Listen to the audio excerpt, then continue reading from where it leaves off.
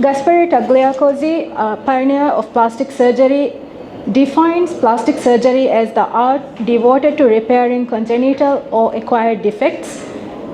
And in a medical context, plastic surgery is a surgical specialty focused on the restoration, reconstruction, or alteration of the human body, encompassing both reconstructive and also aesthetic procedures.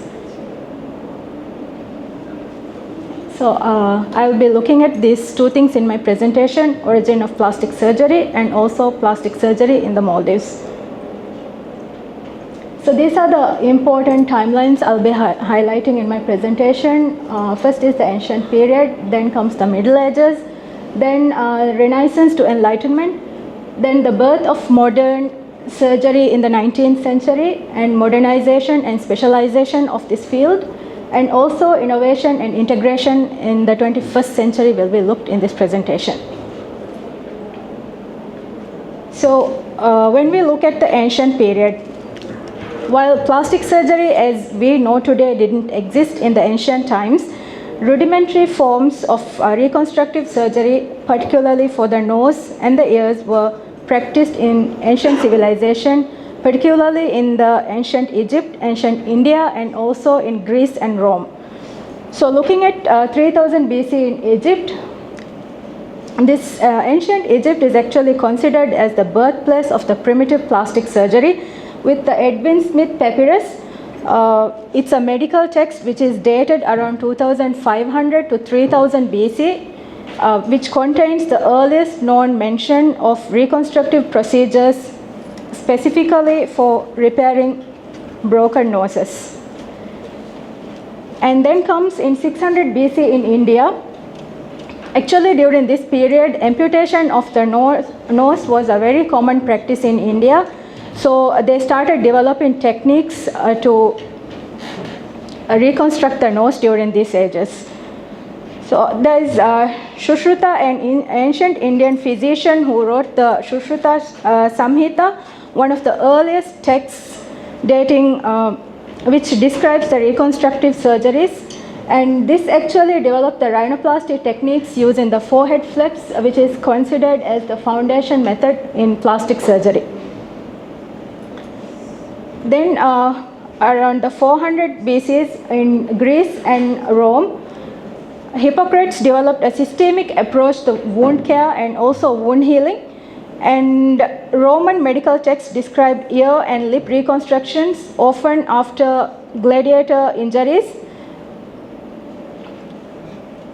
And Galen's writing on anatomy and surgical practices contributed to the early plastic surgery techniques during this period.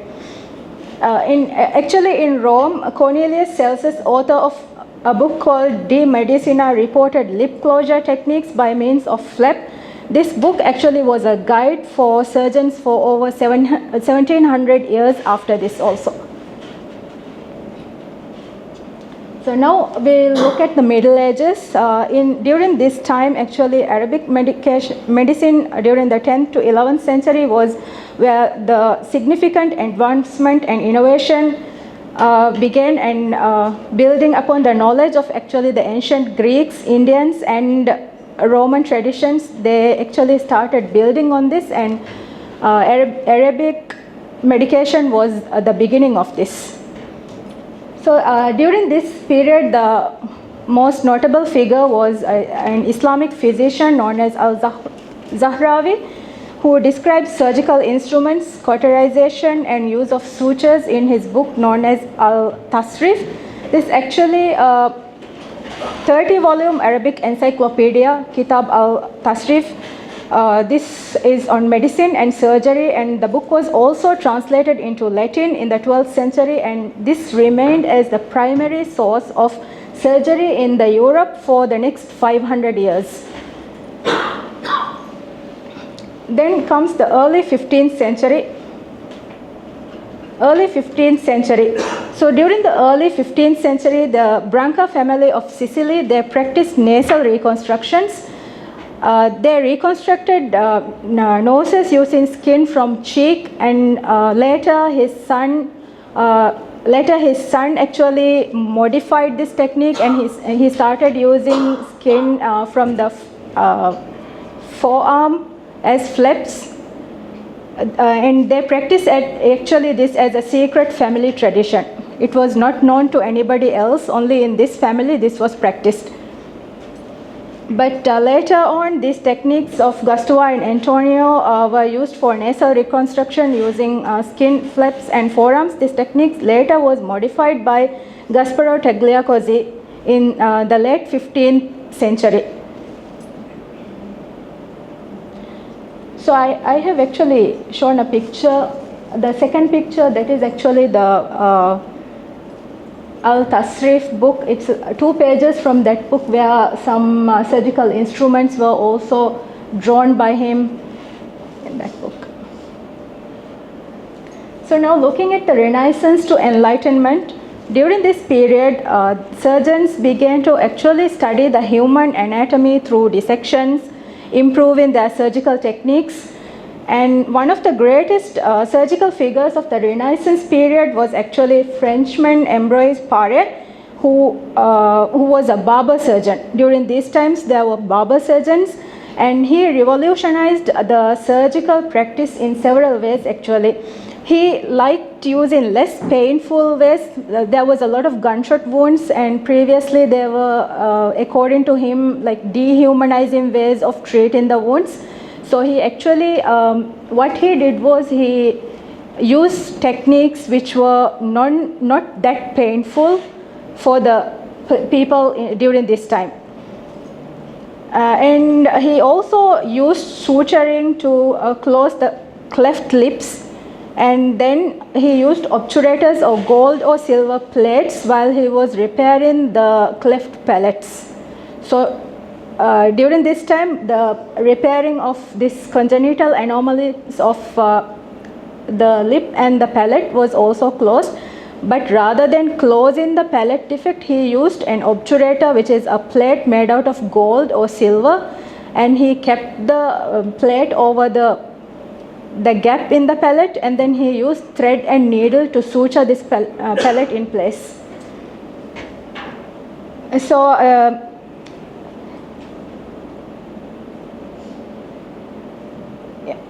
then in the late 15th century, as I mentioned previously, Gaspare Tagliacozzi, who is the pioneer of plastic surgery, he is known as the father of modern plastic surgery, published he was actually a professor of surgery in Bologna University. He published this book, which is actually translated to On the Surgery of Injuries by Grafting.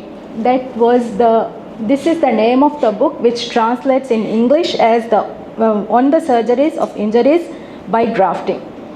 So he actually used pedicle flaps from the upper arm to reconstruct noses, which is also influenced by earlier Indian methods. And as I said previously, also the methods which was used by the Bianca family in the early 15th century. So he used both these techniques and made it his own.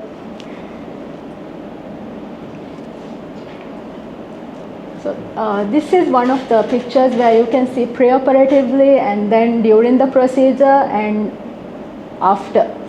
So as you can see, the first picture highlights the defect in the nose, and then the second picture, they have the forearm flap has been kept, and then after that there is the scar on the forearm which denotes where the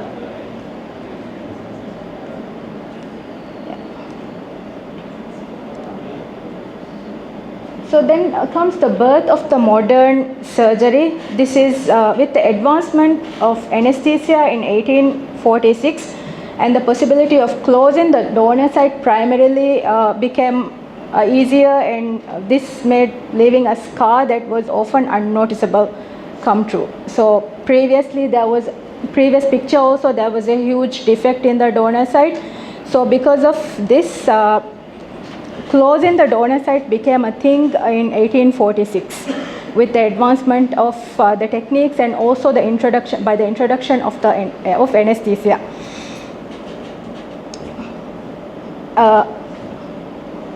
However, the greatest advance was made in 1862 by Bernard von Langenbeck, who outlined two mucoperitoneal flaps, obtaining a more reliable closure for the cleft palate. This was what was the most advanced thing during this period, was this mucoperitoneal flaps for the closure of cleft palate.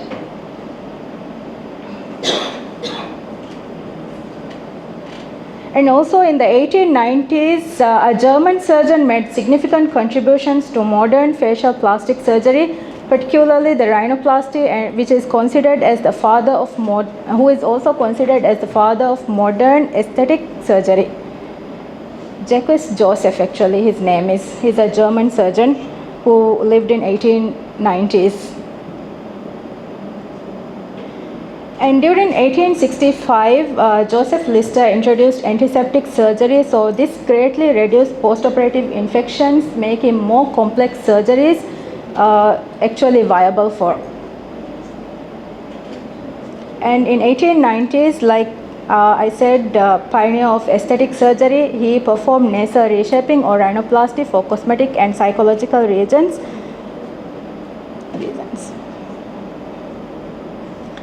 So modernization and specialization of this field. So what happened was, during World War I, soldiers who went for these wars, they returned home with major maxillofacial mutilations, and they found it impossible to step back into their society, and this constituted a new social problem for them.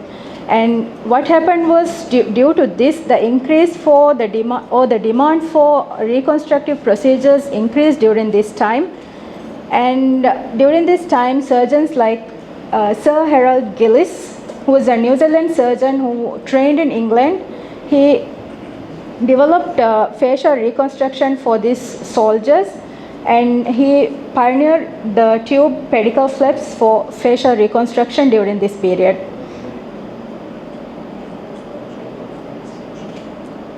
And in 1930s, Sir Archibald Mackinder, a student of Gillis, treated the RAF pilots with severe burn during the World War II, and this advanced the burn care and reconstructive techniques during this time.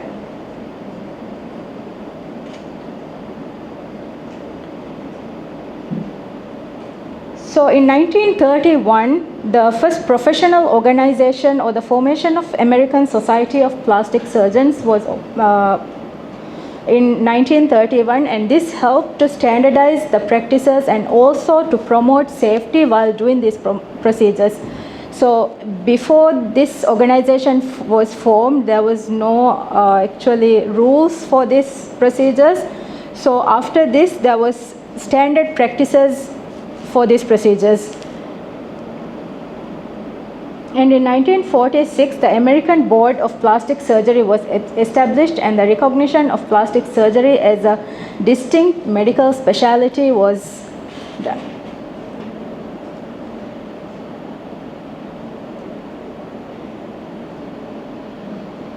So in 1950s to 1970s, the development of microsurgery enabling tissue and nerve reconnections were made possible.